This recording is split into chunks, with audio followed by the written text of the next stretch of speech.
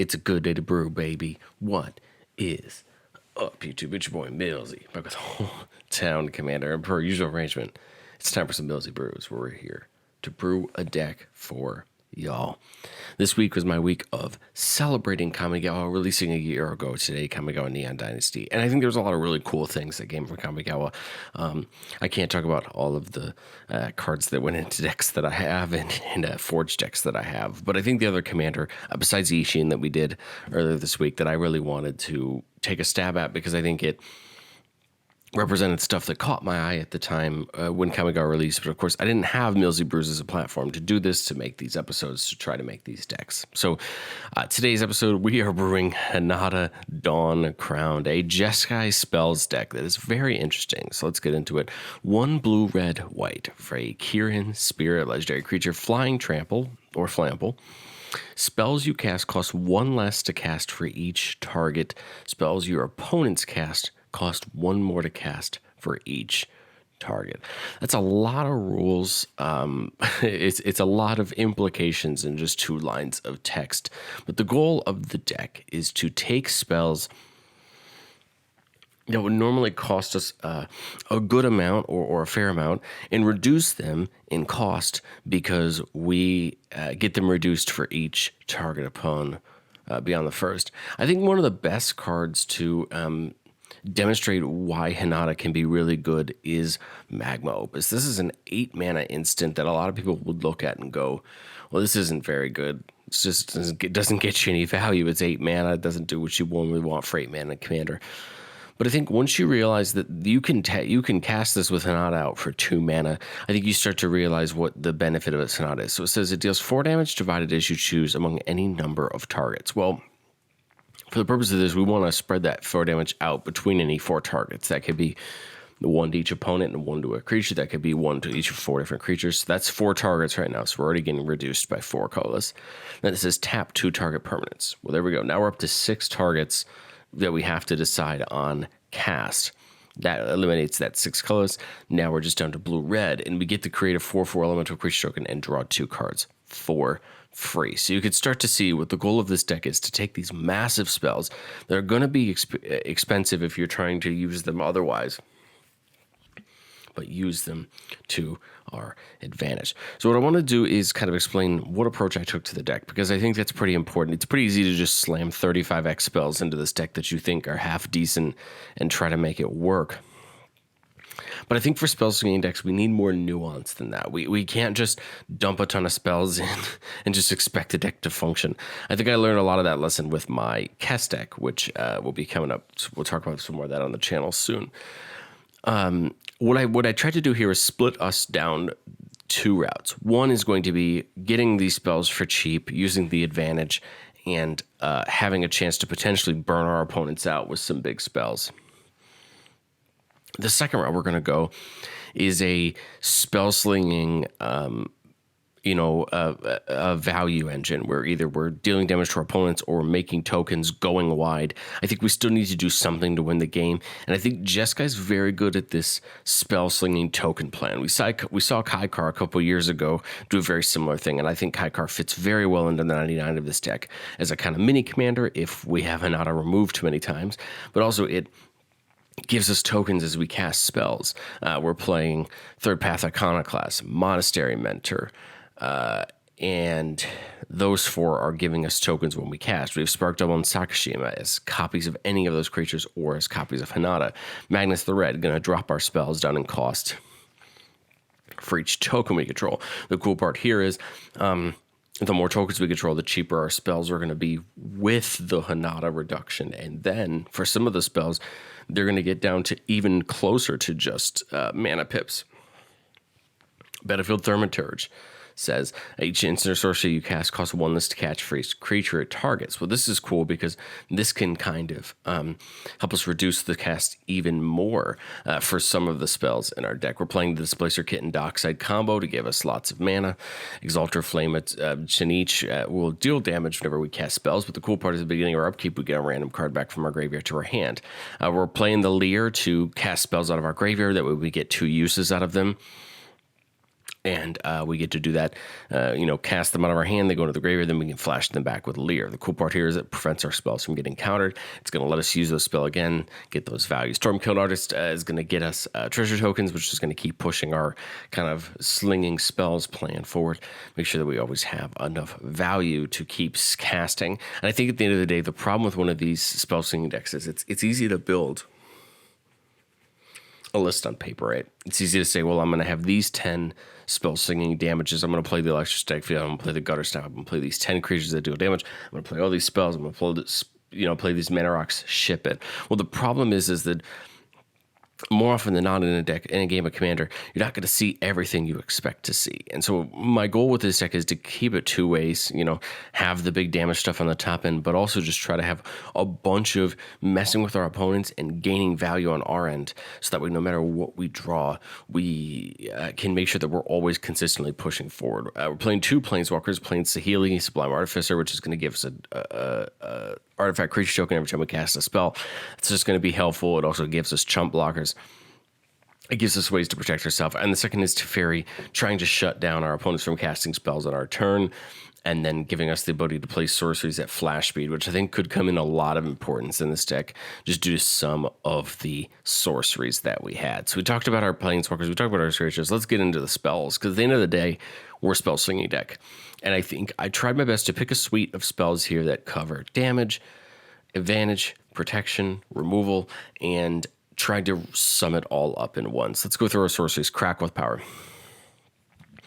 So with Crackle with Power, if we have Hinata on the battlefield, we're typically only going to pay 2 of the 3 X's because we have to pick targets.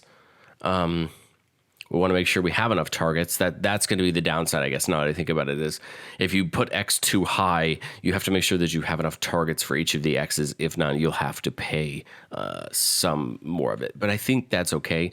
The Christmas land here I see is you having Sakashima and Spark Devil, one of them out with it, and then you eliminate 2 of the X's and you just have to pay 1 of the X's, and you're going to end a game. Crackle with Power is very easy to end a game with because you put 5 or 6 into each of the X's. You're dealing 30, 40 damage. As you get it higher and higher to these targets, you pick all 3 of the players and you can end the game that way. Curse of the Swine.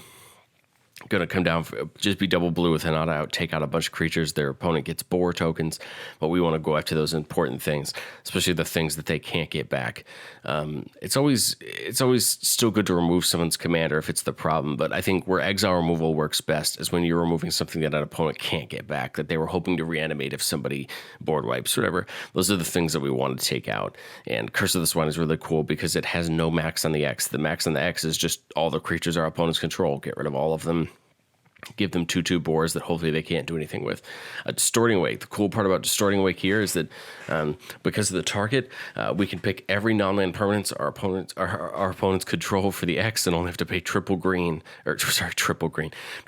to just bounce everything back to their hands. This is great because with Teferi we could do that at instant speed. Otherwise we do the start of main 1, bounce everything back. And my hope here is that with this token subplan we have going on, this Distorting Wake could potentially bounce our opponent's creatures back to their hands, give us that free and open attack. Expressive Iteration helping us, draw through our deck. I still think we need to draw through our deck if we want to make all these pieces work. And I think Expressive Iteration doesn't necessarily always get played in the situations it should.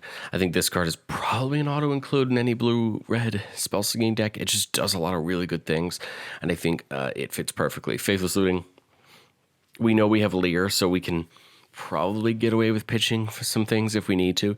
But I think Faithless Looting does a very similar thing to Ponder and Brainstorm, where we're just trying to get a couple more cards off our deck, get those land drops, get the stuff moving so we can get Hinata down and get the plan going. One of my favorite cards in this deck, I think hands down for what we're trying to do, and especially the way we've packaged this in, is Indomitable Creativity. This is X quad or triple red.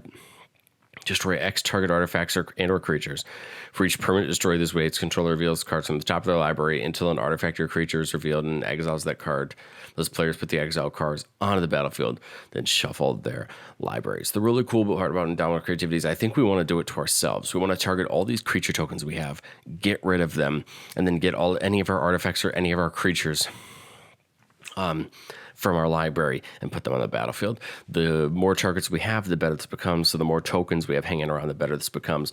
But we can go in and get some of these pretty big cheap creatures for just triple red. And I think that might be one of our ways to kind of push forward to our win con. Giant Immolating Inferno is going to get reduced by 3 because we have 3 targets. But I think this is just a way to dump a bunch of mana into it if we have it. Try to take out some people and deal some damage. So think about this. It'd be X minus 3 red.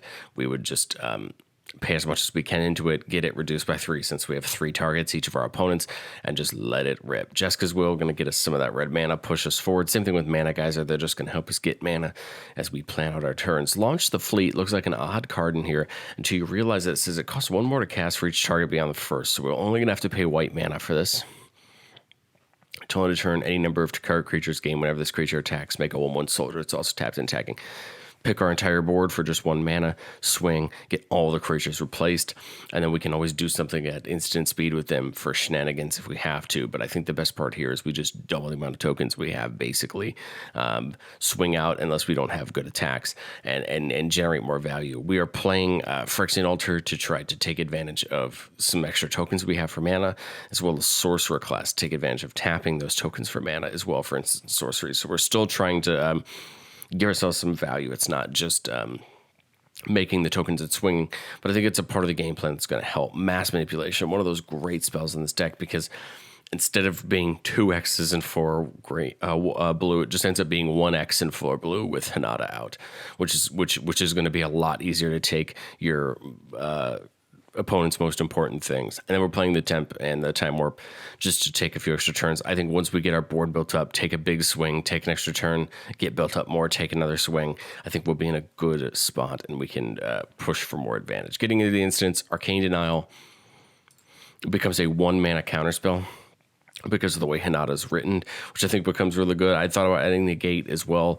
but I think we need more of these value pieces. I think we need to set our board up and get moving more than we need to counter spells. Now, if you're the blue mage who wants to play more counter spells, I think you can take out a lot of this protection and just dump the counter spells in, and I think you achieve the same result. But I kind of like this, some of the protection we can take advantage of in these colors because of the way that Hinata is worded. So Arcane Denial, and then we get an extra card out of it. Change of Plans, X, 1 in a blue, each of X target creatures you control connive, then you can have any number of them phase out.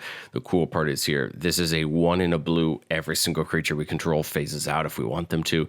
Remember, the good part about phasing out versus exiling them and bringing them back is all of our tokens would stay, whereas if we exile our entire board and bring them back, the tokens won't stay. So that's what makes Change of Plans good. And then we can have any number, and then they each connive, which could be bad if we have 20 creatures and we can make all of them connive when we're burning through 20 cards in our deck. But I think Change of Plans more often than not is just going to protect the important pieces. We're probably going to let the tokens go, rebuild. Psych Rift, one of the best finishers in the game in a blue deck, as far as removing all your opponent's permanents and getting them out of the way back to their hands and getting your opportunity to swing, or just pushing your opponents back in whatever advantage they had and getting through for the amount of value you can. No extra benefit here. If we do cast it for 1 in a blue, we would actually target. So we would only have to pay 1 blue for it, but we're almost always going to overload it, which means we will not get any reduction. Disorder in the Court, exile X target creatures, then investigate X times. Return the exiled creatures to the battlefield tapped under their opponent's control at the beginning of the next end step. This is basically protect our entire board for white-blue for creatures.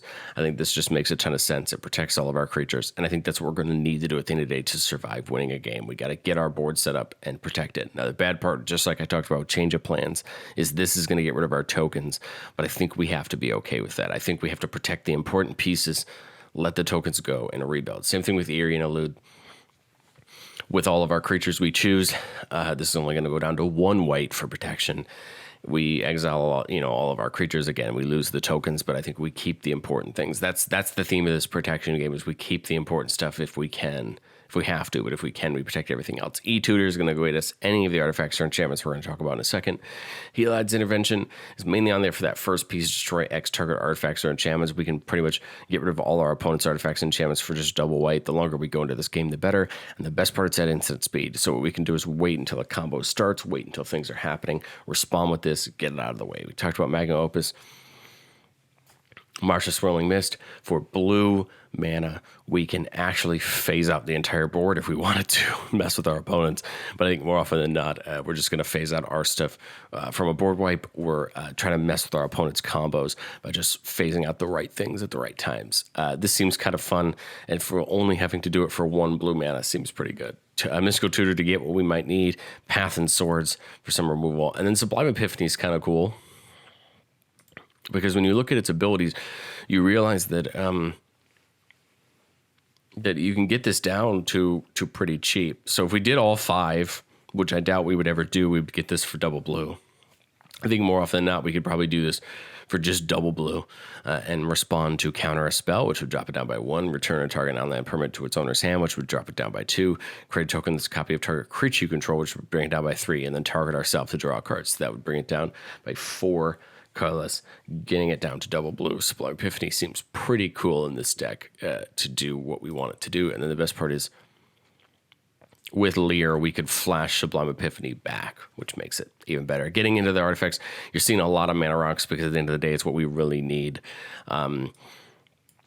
Elementalist Palette comes in because we care about the X spells, and this can help us if we get it early to build up the counters on it to allow us to make those Crackworth powers of those Jaya Assimilating Infernos even bigger. But if not, it's just going to add us a mana of any color. The clock is in here to help us recycle our graveyard. If we get later into the game and we don't have anything else to do but we see the clock, we can hopefully recycle our graveyard through, shuffle it back in, and start over. Primal Amulet on the back can copy our spells. That becomes really important with certain spells, and so that feels more than worth it. Reducing our spells by a flat 1 as well is just really good because it's going to help us pick more targets for spells, pick different things, and just keep ourselves going forward. And we have the Chromatic Lantern to make all of our mana into any color, and the Decanter of Endless Waters for the maximum hand size. I'm not playing the Thought Vessel because I'm playing the Decanter and I'm playing the Reliquary Tower, and I don't know that we're going to end up drawing that many cards that we can't use Hinata's benefit to dump our hand out if we have too many cards. Getting into the enchantments, we're playing kind of a mix here. We're playing value and we're playing fun stuff. So as far as the value goes, we're playing Mystic Remor and Rhystic Study to draw. We still want to draw. We want to get cards into our hand. We want to get our pieces online. Whirlwind of Thought draws us cards every time we cast a non-creature spell, so that helps us get that value.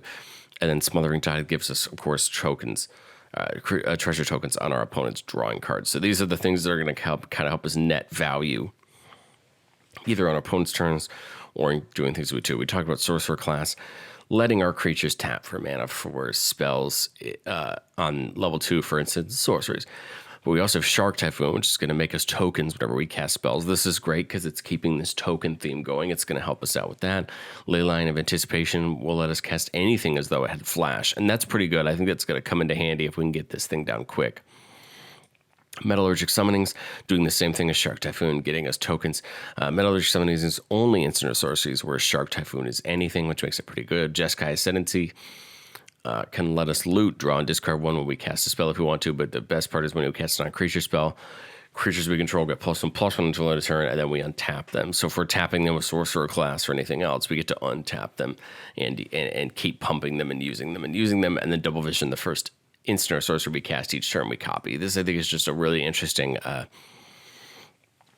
do more piece, because the best part about copying spells is that when you copy a spell on the stack, you copy any value of X. So if we're copying an X spell, if the X spell is the first thing we cast, we dump all of our mana into a Crackworth Power or a Jaya's or a Mass Manipulation. We could copy it. We pick new targets for the copy and just do well. If not, let's say we're doing a Ponder or a Faithless Looting, we just get to do it twice. But I think more often than not, we're targeting these big spells, Mana Guys or Jesk as well, with Double Vision, and just trying to net that value. And then for the mana base, I tried my best to get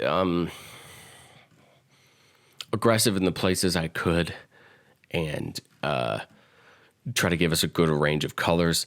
I'm trying out the bounce lands for the guilds.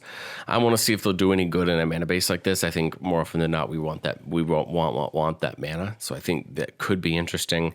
We're playing the lands the pain lands that damage you, because I think our color is going to be really important. I think the filter lands factor in really well into this deck, because more often than not, we need those double blue, triple red. Those spells need 2 or 3 of those pips. So I think it's going to be kind of important to get the pips we need.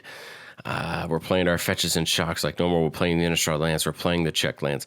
So we're trying our best to get a wide range of lands here that give us value. I'm playing 2 of the pathways, mainly the blue ones, because I think the blue is probably still our most important color.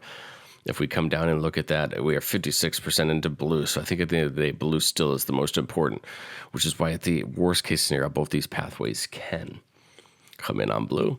To end up, I think the deck seems kind of interesting. The more that I built this deck, the more that I put my time into prepping for this episode, the more I realized I missed the Kaikar list that I used to have. It was just a very interesting list at the time that I built it. And to me, every Jeskai deck that I've ever touched since then, I always just compare to Kaikar. I don't know if you guys are the same way. Do you have a deck or a deck color combination where, pardon me, every time you look at a deck or every time you try to build a deck, you just think about that deck that you had before? That's this for me, and I love what Hinata does, but I think for me, I just prefer that incremental value that Kaikar gives you and the ways that it changes your approach. So I think in a lot of way, this deck, maybe we want to go back and touch Kaikar again to kind of try the deck again and see if I can make it work better than the way I had it before. Because at the time I built Kaikar, I was definitely a lot fresher into playing these non-green spell slinging decks. Whereas I think I've had my time now into understanding how these spell slinging decks work and why they're good and what you can use to kind of take more advantage of them. But what do you guys think of Hinata? Do you like the list? Do you not like the list? If you have a Hinata list, I'd love to hear it down in the comments what you're playing differently. What do you think I didn't include in my list? Let me know down in the comments. If you liked Kamigawa Neon Dynasty, like I said, it was a set that I really enjoyed. It fit a lot of the decks that I loved. And so it was cool to come back and pick a couple commanders from Kamigawa and spin them in to the Modern Flair. But this is the last Millzy Brews episode before we get into Phyrexia RB1, and I'm very excited to do Phyrexia. It seems like a really fun set so far. We haven't seen all of it, but we will very soon. If I recall correctly, I should be able to see enough. I should be able to see enough by the time I go to record next week's episodes to do the pre-cons. That's my goal to start with. If I can't see enough, we're gonna swing back for a couple more Neon Dynasty commanders, and we'll switch up. You guys will find out next week. It has been requested in the comment section, if you've made it this far, for me to go back and take a look at my Be'lakor list, one of the most popular Millzy Brews episodes I did. So if we don't have enough of the set shown by next week for the time it would be for me to record my pre-con brews, because I want to see as much of the set as possible for those, that will be on the list as well. But thank you guys so much for watching. Give me a like, give me a subscribe if you want to see some more brews, and I will catch you next time.